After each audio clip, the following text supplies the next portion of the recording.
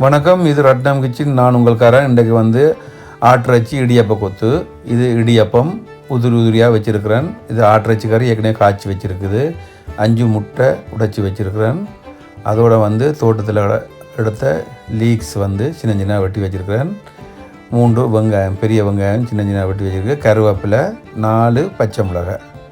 வாங்க இப்போ எப்படி செய்கிறேன்னு காமிக்கிறேன். இது வந்து எண்ணெய் வந்து கொஞ்சம் தாராளமாக விடுங்க. 4 மேசக்கரண்டி எண்ணெய் விட்டுருக்கிறேன். ஒரு சின்ன கரண்டியால் வந்து ஒரு கரண்டி பெருஞ்சீரகம் போட்டிருக்கு. இப்போ வந்து கருவேப்பிலை, பச்சை மிளகாய், வெங்காயம் எல்லாத்தையும் போட்டு வடிவாக தாளிப்போம். இதை வடிவாக கிளறி விடுங்கோ. எல்லா எண்ணெயும் சேர்கிற மாதிரி எல்லா பக்கத்தாலையும் கிளறி போட்டு வந்து தேவையான அளவு உப்பு. இப்போ நான் வந்து இந்த சின்ன கரண்டியால் 2 கரண்டி உப்பு போடுறேன். எடுத்துனா அப்புறம் முட்டைக்கும் உப்பு போடணும், இறைச்சியிலையும் உப்பு இருக்கிறதுனால. இப்போ வந்து இது எல்லாத்தையும் வடிவாக கிளறி போட்டு இப்போ முட்டைக்கு வந்து சின்ன கரண்டியால் 1 கரண்டி உப்பு போட்டுட்டு அதை வடிவாக கலக்கி போட்டு ஒரு பக்கம் வச்சுருப்போம். வச்சுட்டு இப்போ மறுபடியும் இப்போ வந்து வெங்காயம் பாதிக்கு மேலே வெந்திரிச்சு. இப்போ வந்து லீக்ஸை போட்டு கிளறுவோம். லீக்ஸை போட்டுட்டு வடிவாக எல்லா பக்கமும் வடிவாக கிளறி விடுங்கோ. அப்போ தான் அந்த எண்ணெயெல்லாம் சேர்ந்து வதங்கி வரும். சரியா? இப்போ இந்த மாதிரி செய்துட்டு இப்போ வந்து சின்ன கரண்டியால் 1 கரண்டி மிளகு சீரகத்தூள் அதையும் போட்டு வடிவாக கிளறுங்கோ. நான் இதை வந்து இப்போ 2ஆக பாதியாக செய்ய போகிறேன். இப்போ பாதி எடுத்துருவோம். ஏன்னு சொன்னால் ஒரு அடியை செய்தால் எல்லாம் குழஞ்சு போயிடும். அதனால் வந்து நான் பாதியாக செய்ய போகிறேன். இப்போ வந்து இதில் வந்து பாதி அரைவாசி முட்டையை விடுவோம்.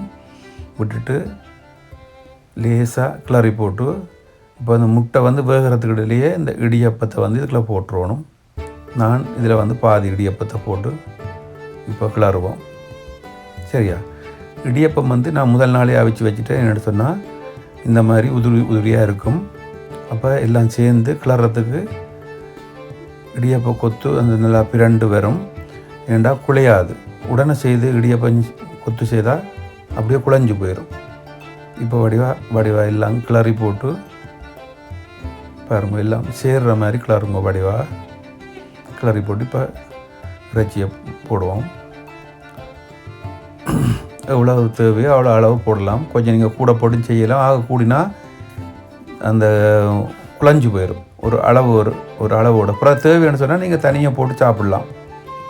இப்போ இதை வந்து இடியப்பம் தானே, ஆக போட்டு கொத்த தேவையில் ஓரளவு கிளறி கொஞ்சம் சூடு இருந்தால் தான் அந்த உள்ள வந்து வடிவாக கொஞ்சம் வெந்து வரும். பார்த்தீங்களா? இந்த மாதிரி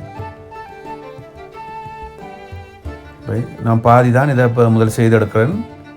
பாதியை பிறகு செய்து தனியாக வச்சுருப்பேன். இப்போ பார்த்தீங்கன்னு சொன்னால் அருமையான இடியப்ப கொத்து ரெடி ஆயிடுச்சு. பாருங்கள், அந்த மாதிரி வந்திருக்கு. இது சின்னாக்கள் பெரியாக்கள் இல்லை, எல்லாருக்கும் பிடிச்ச சாப்பாடு. அருமையாக இருக்கும். நான் அடுத்த முறை வந்து இது வந்து இறால் கொத்தும் போட்டு காமிக்கிறேன்னு அப்படின்னு சொல்லி எல்லாம் விதமாக செய்யலாம். இது பாருங்க, அந்த மாதிரி இருக்குது. இதுக்கு வந்து நீங்கள் பக்கத்தில் இறைச்சி கறி குழம்பு முட்டி சாப்பிட்லாம், இறைச்சியும் போட்டு சாப்பிட்லாம். உரைப்புக்கு ஏற்ற மாதிரி நீங்கள் சாப்பிட்லாம். உங்களுக்கு பிடிக்கும்னு நினைக்கிறேன். பிடிச்சிருந்தா லைக் பண்ணுங்கோ, ஷேர் பண்ணுங்கோ, சப்ஸ்கிரைப் பண்ணுங்கோ.